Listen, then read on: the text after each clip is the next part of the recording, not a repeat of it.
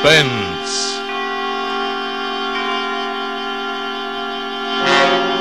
Autolite and its 60,000 dealers and service stations bring you radio's outstanding theater of thrills.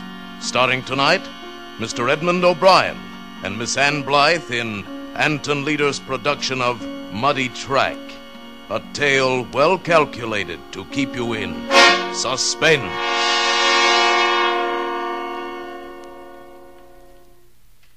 They say to me, "Don't be bitter, Harry." Well, I'm not bitter. They say, "Forget it, Harry." That I can't do. I'll never be able to forget it, or her. How did it happen? Well, like practically every important thing that ever happens to anybody, it just happened. I was in the bar, see? Got a match? I said got a match. Who, me? What's the matter? Girl shy or just match shy? I thought you were talking to the bartender. Here you are. Well, I'm glad we got that straightened out. What are you drinking? Coke? At this hour? Clear me up on something, Angel Face. Are we trying to get acquainted with each other? You're cute. I'm broke, flat, busted. Go pick yourself another target. Have a drink on me. I only take a round when I can buy one back. I'm not trading. I'm buying. You could have fooled me. I repeat, you're cute. Eddie, give my friend a bourbon. What's the matter? Been playing the nags? Oh, you read minds, too, huh? Simple. Track's open. That's a good suit you got on, and you've been nursing that coke for 20 minutes. Besides, your racing form's showing. Oh, that's pretty good. How's my future look? Depends. What do you do for a living? I'm glad you waited for me, Brandy. Augie. I like you to wait for me. When you don't wait, it makes me unhappy. Now, there was a guy I wouldn't want to see unhappy. He was friendly, all right, but he was overdoing it. Everything about him was too set, too sharp. Clothes, manicure, even his eyes, like two blue marbles. But, Augie, you said you wouldn't be here till 10. So? Who's this guy? Her name's Clark, Harry Clark. Brandy, go powder your nose. Okay, Augie, you don't have to get in an uproar. You're always getting sore. What were you talking to Brandy about? No kidding. Is that her name? What were you talking about? Believe it or not, a job. Oh, so you're looking for a job. Where you from? Out of town. Tell me. You particular what you do? Why, what's the job? Answering the phone. That can't pay much. 5% of the take. What take? I'm Augie Persian. I run the books in this town, and I've got a new setup. For you, if you want it. Ah, a bookie, huh? It's a new one for me. Well, I don't know if... Say, why would you want to give me a job? You want the job or don't you? Well, since you put it that way, Persian, we're in business. Eddie, a couple of more drinks. What are you drinking? Bourbon? On second thought, I think I'll switch to brandy. Not a good idea. Brandy lovers die young. I'll take that chance. You've got a lot of nerve, ain't you? Yeah, and that's all I've got. I'm flat broke. How do you feel about advances? I don't mind them at all, so long as you keep them in cash. I should have walked out then. It was too easy, but I couldn't kick too much. I had 25 of Persian's bucks in my pockets that guaranteed he'd pick me up in the morning like he said. He was punctual. At 10:30 a.m. sharp, a big black sedan pulled up in front of my rooming house. Persian was all smiles as we drove across town to a small apartment house.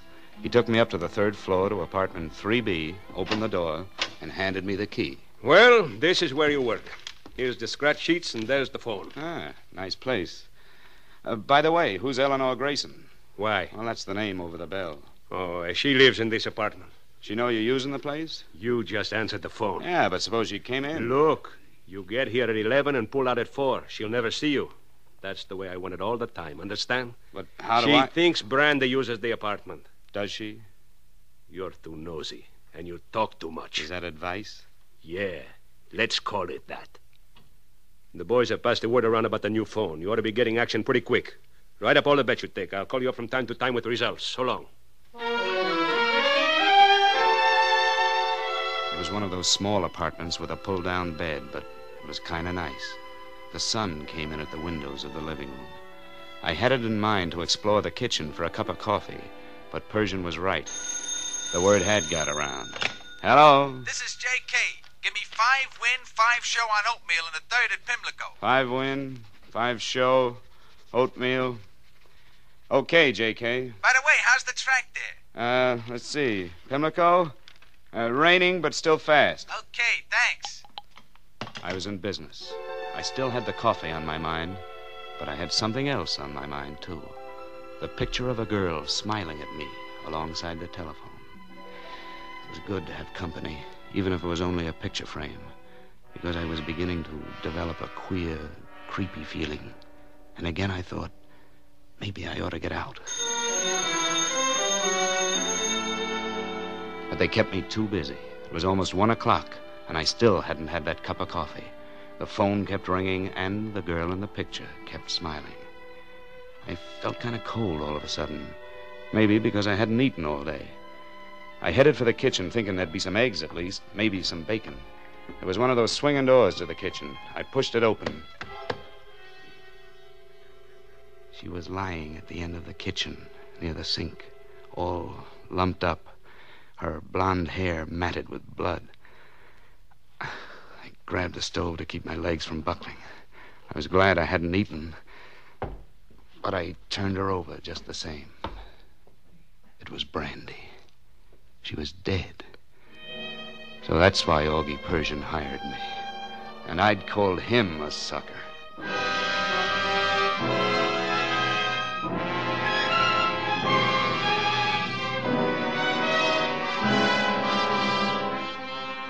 For Suspense, Autolite is bringing you Edmund O'Brien and Ann Blythe in radio's outstanding theater of thrills, Suspense.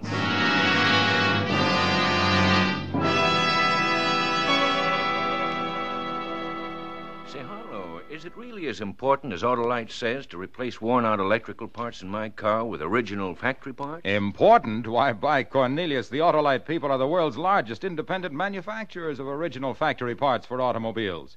More than 10 million cars are equipped with Autolite parts. No. Think of it. Generators, distributors, coils, starting motors, spark plugs, batteries, and a whole host of other automotive parts are made by Autolite.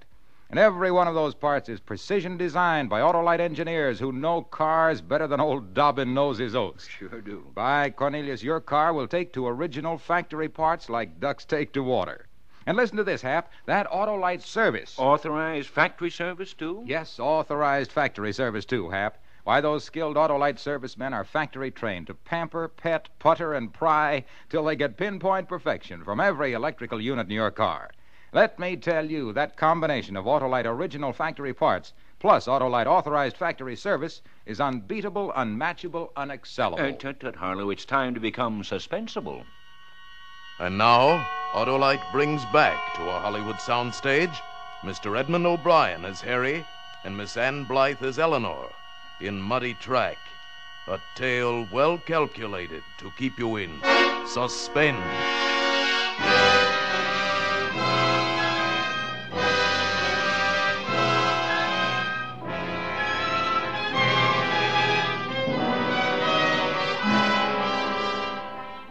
Brandy looked a whole lot different than she had last night. Her mascara had mixed with tears, and her face was bruised. Somebody had given her the backhand treatment. It had all the earmarks of a fine Persian hand. But the thing that had put her out of circulation was a blow on the back of her head. So Augie Persian had fitted me out for a murder rap. That's why he was so anxious to hire a guy he didn't know anything about.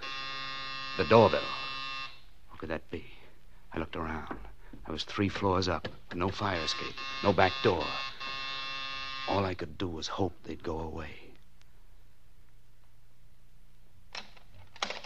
Too late. Oh, I didn't think anybody was here. What do you want? Well, this is the day I clean up and change the litter. Not now. You can let it go until tomorrow. But I don't usually come here tomorrow. I said let it go. Say, who are you? Never mind. Here's a $1 for your trouble. Well, thank you, but I don't think I should take it. Make it next week.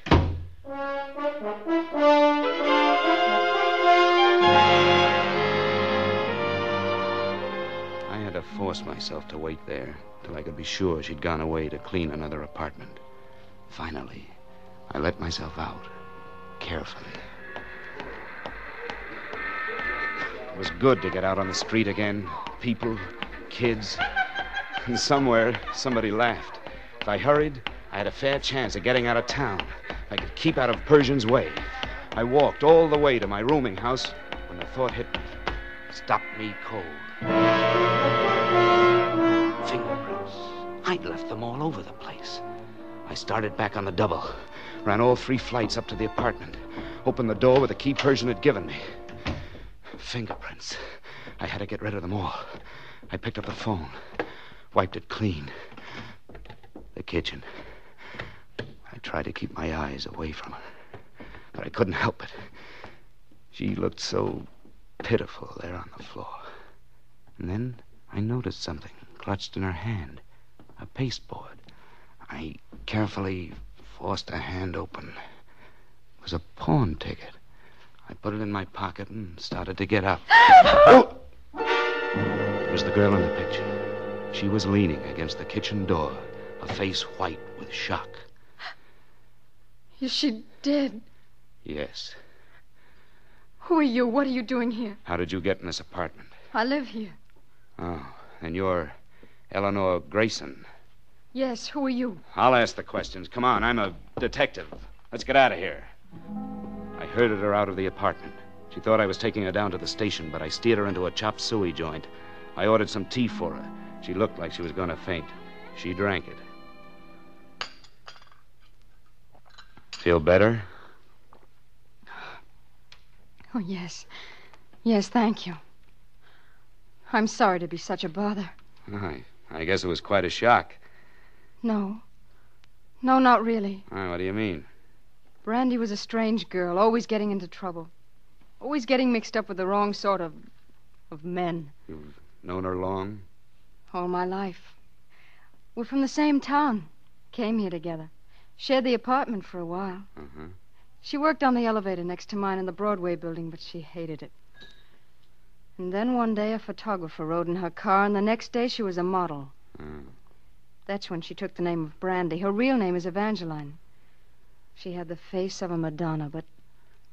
I know. I met her. Looked like uptown, talked like downtown. That must be... Yeah. Now, take it easy. Take it easy. Now, tell me, what was she doing in your apartment today? She paid half the rent. Well, she said she needed to use the phone for modeling appointments, but I never really believed that. I needed the money. I shouldn't have let her. Now I'll get into trouble. She was killed in my apartment. Now they'll blame it on to me. Look, why don't you go away and stay with a friend tonight? You're in no shape to go back there. You're very understanding for a policeman. You'd be surprised about us policemen. You'll help me. Well, I'll do what I can. You promise? Yeah, sure. Don't bank on it too much, but everything I can. It was a lousy trick to lie to her like that. Poor kid. She'd be all right. And I needed time. That siren meant that the chase had started. It was my skin I had to worry about. I put her on a streetcar, and I headed in the opposite direction on another one. I had to transfer twice to reach the spot I was bound for. The safest way to get out of town. About an hour later, in a diner on the outskirts of town, I found my boy. Yeah, I'll give you a ride, Mac, but I ain't highballing out till midnight, and I can't pick you up here. Insurance spotters around.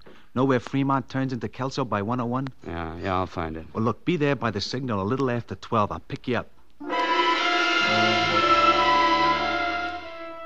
I went back to my rooming house to get my stuff. My rent was paid.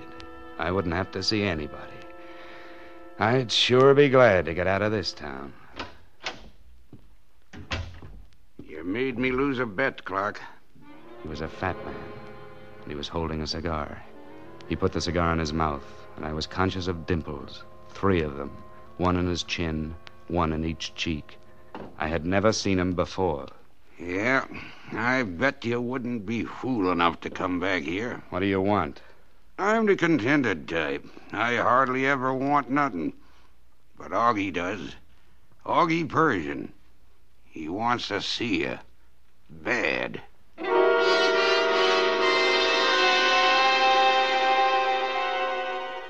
I didn't say anything. I didn't have any words to argue with the gun he pressed against me as we went down the stairs. There was a car about halfway down the block, a big black sedan. I knew that once I got into that car, the chances were I wouldn't climb out again. So I made a run for it. Ducked into an alley. Don't be a sucker, Clark. I hid behind a bulge of a chimney. As he came around, I let him have it. Oh, right in the stomach. He went down like a paper sack filled with water. He just sat there and grinned, holding onto his belly, sucking in air like an asthmatic. I ran to the other end of the alley and rolled my first 7 when I hit a bus sign advertising beds at $50 a throw. This would be my hideout until 11:30, when I'd catch my truck ride. I hit the pillow, shut my eyes.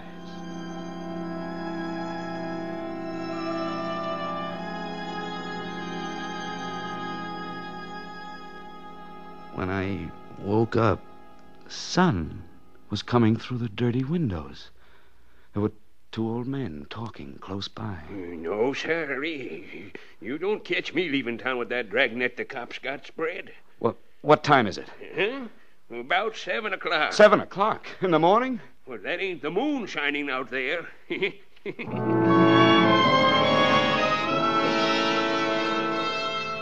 I'd lost my chance to get out of town. But what was worse, dragnet, he said. I had to find out. I dashed out onto the street to buy a paper, and then I discovered it. I was clean. Somebody in the flop house had rolled me. I didn't have a penny. And the newsboy hollering his head off about mysterious man sorting models killing. I couldn't afford to float around town with no dough. I couldn't afford the chance of ending up in a police lineup. And I certainly couldn't afford to let Persian get his hooks into me. There was only one other person I knew. I had to risk seeing her. I made my way to the center of town. I went through an arcade into the Broadway building and watched the elevators. She was running the second one from the right. I went up to the top floor on one of the others and got off and waited. When her car registered near the top and nobody was in the hall, I pressed the button to signal.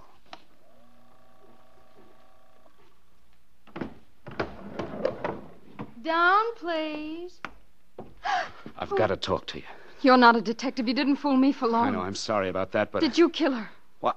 Why would I want to kill her? I just met her last night in a bar. But you were in the apartment leaning over. I know it looks bad, but you gotta believe me. That's the starter signal. I have to go. Please, wait. I haven't got anybody to turn to but you. They're looking for you. I know. The cleaning woman told... I wouldn't want you to think that I'll lose my job. Please. The police have been in the building all day. You'll get caught here. You gotta believe me. I didn't kill Brandy. I've got to go. Please, they'll catch you. Look. I'm broke. I haven't got a nickel. You gotta help me. I gotta talk to you. Well, here's $1. I'll try to get you more later. I get off work at 6. Meet me at the Chinese restaurant where you took me yesterday. Okay, thanks. The buck was crumpled in my fist till I got out of the building. Then I stuck it in my pocket and discovered a little piece of paper that got there first. It was the pawn ticket. The ticket I'd taken out of Brandy's hand when I found her in the kitchen of the apartment. It might be nothing. It might be something. I had to find out. Hey, Bud. Are you talking to me? Yeah, can you tell me where the Acme pawn shop is? Sure, right down the block there. Oh, thanks. Hey, mister, not that way, the other way, the other way! I knew which way I was going, all right, because in front of that pawn shop I'd seen a long black car, and sitting behind the wheel was Augie Persian.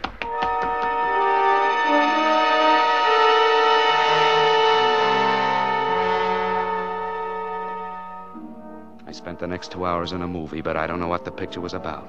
That pawn ticket kept bothering me. And Eleanor, was she really on my side? Could I depend on her? I decided to go to the Chinese restaurant, all right, but I wouldn't go in. I'd wait a few doors down the street. If she was on the level, she'd come alone. Here I am. What? You said the restaurant. Hi. Are you hungry? No. Let's walk. It won't be safe to walk. They're looking for Oh, you. come on. We can't stand here. Well, there's the park across the street. It'll be dark soon. All right.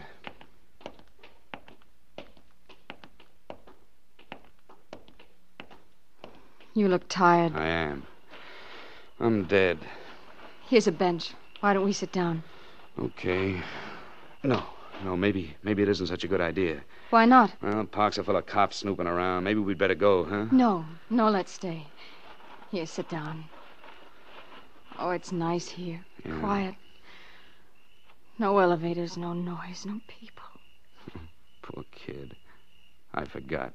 Isn't easy for you either, is it? I'm worried about you. What are you going to do? I don't know. If I only had something to go on. Wait a minute. There is something. I almost forgot it. What? The pawn ticket.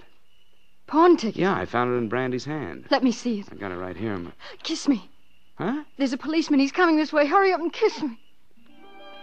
I held her in a clinch until the cop's footsteps disappeared past us, every nerve tight as a stretched tendon. And then, suddenly, the tightness was gone, and there was something else in its place.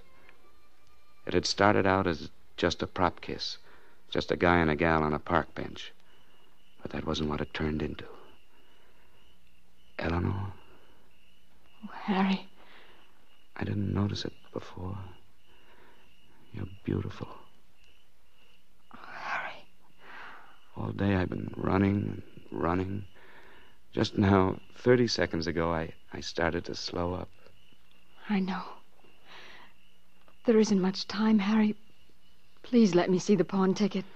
Sure, honey. Got it right here. What's the matter? That car down there. Where? Big black sedan. Look. See? Just stopped without lights. Persian's car. Persian? Yeah, but how did he know where I was? Harry, give me the pawn ticket. We gotta get away from here, Eleanor. Come on. No, wait. Come on, don't be silly. Come on, hurry. Stop! What are you doing with that gun? Never mind. Just hand over the pawn ticket. Why are you so anxious to have it? What's this all about? Don't ask questions. Just give me the ticket. All right, Eleanor. Put down the gun. Go ahead. I'll give it to you. No tricks now. Oh, of course not. No tricks. Oh!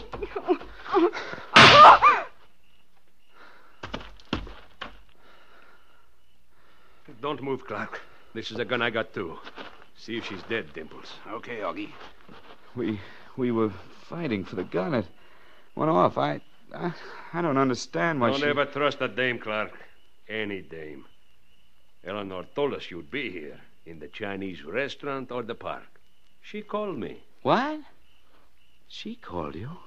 She ain't dead, Augie. But she ain't gonna live very long. Looks like crime doesn't pay, Eleanor, huh? Don't kill him, Persian. Me kill Harry? Oh, no, Eleanor. You were the target for tonight. Me? Yeah. But you saved me the trouble. Persian, you're crazy. You're crazy. No, you are, Clark, for trusting her. Why don't you tell him, Eleanor? Tell him why you killed Brandy. How you'd been hacking her clothes, her jewelry. How she finally caught up with you. I didn't mean to kill her. She found a pawn ticket. Threatened to have me arrested.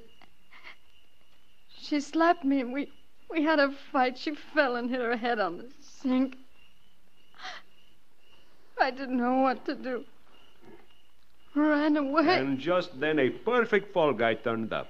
Friend Harry here. Oh, that's why she needed this pawn ticket. What pawn ticket? This one. Huh? Well, this ties it all up. She had to have this. Even if I had fallen for her double cross and rubbed you out, this ticket would still point to her. Harry. What, Eleanor? Tell me. I didn't want to. If only we'd met before,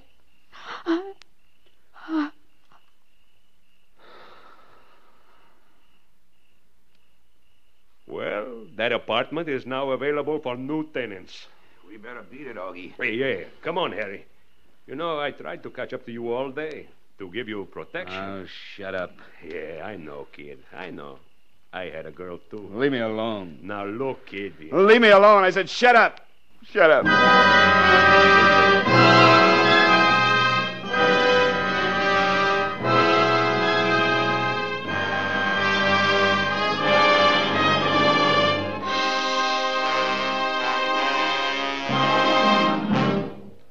Thank you, Edmund O'Brien and Ann Blythe, for a splendid performance.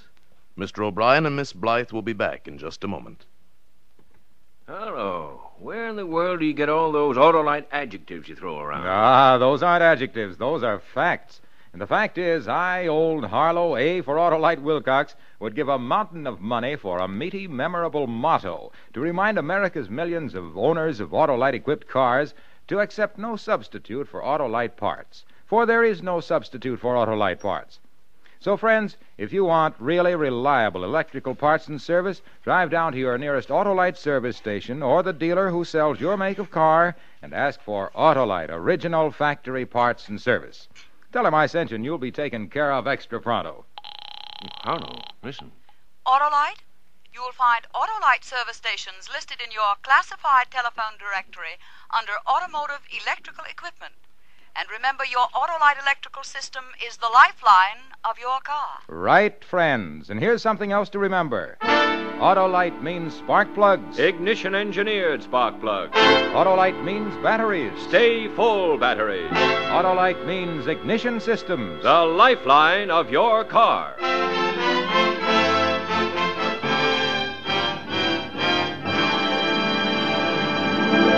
And now here again is Mr. Edmund O'Brien.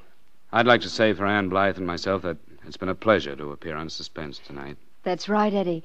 And next week we'll be listening to one of the most famous of all suspense shows, Agnes Moorehead in Sorry, Wrong Number. And that is really tops in Suspense.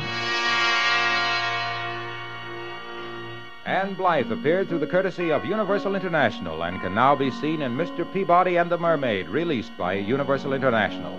Edmund O'Brien may soon be seen in Warner Brothers' Technicolor production Fighter Squadron.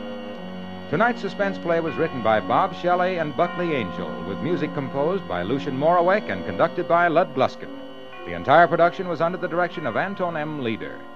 In the coming weeks, Suspense will present such stars as Ronald Colman, Rosalind Russell, James Cagney, Margaret O'Brien, Claude Rains, and Peter Lorre. Make it a point to listen each Thursday to Suspense, radio's outstanding theater of thrills. And next Thursday, same time, hear Agnes Moorehead in Sorry, Wrong Number. This is the Autolite Suspense Show. On this Armistice Day, Autolite is proud to join all America in a salute to the United States Marine Corps on its 173rd anniversary. Good night. Switch to Autolite. This is CBS, the Columbia Broadcasting System.